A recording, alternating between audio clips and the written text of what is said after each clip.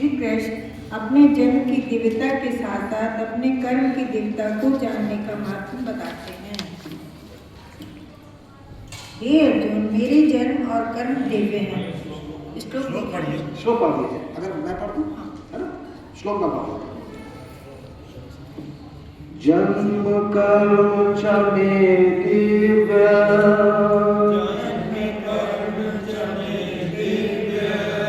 यो वेत्ति तत्त्वतः, त्यक्त्वा देहं पुनर्जन्म नैति मामेति सोऽर्जुन।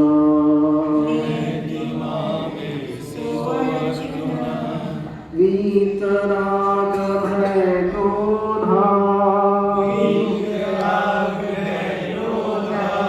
मन्मया मामुपाश्रिता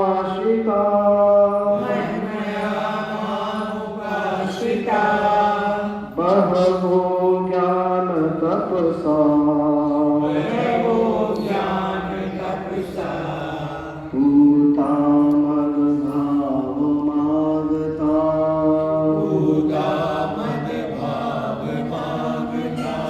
ये जब विसर्ग आता है ना तो उसका उच्चारण दीर्घ करते हैं, है ना? हे अर्जुन, मेरे जन्म और कर्म दिव्य हैं। इस प्रकार जो मनुष्य तप से जान लेता है अर्थात दृढ़तापूर्वक मान लेता है वह शरीर का त्याग करके पूर्व जन्म को प्राप्त नहीं होता, प्रत्युत मुझे प्राप्त होता है। राग, भय और क्रोध से सर्वथा रहित, मुझ में तल्लीन, मेरे ही आश्रित तथा ज्ञान रूप ब्रह्म से पवित्र हुए बहुत से भक्त मेरे स्वरूप को प्राप्त हो चुके हैं। भगवान के जन्म और कर्म दोनों ही दिव्य हैं। मनुष्य का जन्म तो दिव्य नहीं, लेकिन उसके कर्म दिव्य हो सकते हैं। भगवान की लीलाओं की श्रवण मनन स्मरण के अंतःकरण पवित्र हो जाता है। ये भगवान के कर्मों की दिव्यता है। श्री कृष्ण संपूर्ण सृष्टि के रचयिता होते हुए भी कर्म बंधन को प्राप्त नहीं होते, क्योंकि कर्म फल में उसकी आसक्ति नहीं। मानो भगवान ये संदेश दे रहे हैं कि हम भी निष्काम भाव से कर्म करें और हमारे कर्म भी दिव्य हो जाएंगे।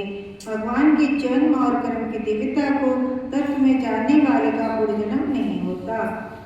तत्व जानना क्या है? भगवान किसी भी अवतार में लीला करें, हर रूप और क्रियाओं में उनके अतिरिक्त कोई और है ही नहीं। अनुभव करना तत्व से जानना है। जैसे बाजरी की फसल पौधों को देखकर कोई किसान से पूछे किसकी फसल है, तो किसान कहता है बाजरी की फसल है, चाहे वे पौधों में बाजरी का एक दाना भी नहीं हो, लेकिन जानता है कि पौधों से पूर्व ही बाजरी का बीज था, अंत में ही बाजरी ही होगी, अतः बीच में ही बाजरी ही है। ऐसे ही सृष्टि के पूर्व में भी केवल एक भगवान ही थे और सृष्टि के बाद में भी केवल वे ही शेष रहेंगे। इसलिए सृष्टि रूप भी वे प्रकट है। ऐसा जानना उन्हें तत्व जानना है। बहुत सुंदर बात लिखी है, ऐसा जानना ही उनको तत्व से जानना है। ना रागी बैरागी इसको समझ ले। इस श्लोक को थोड़ा सा, इस श्लोक का जो वाचन किया बहुत अच्छा इसकी पुस्तक में लिखा है कि सृष्टि में जो कुछ है वह भगवान ही है।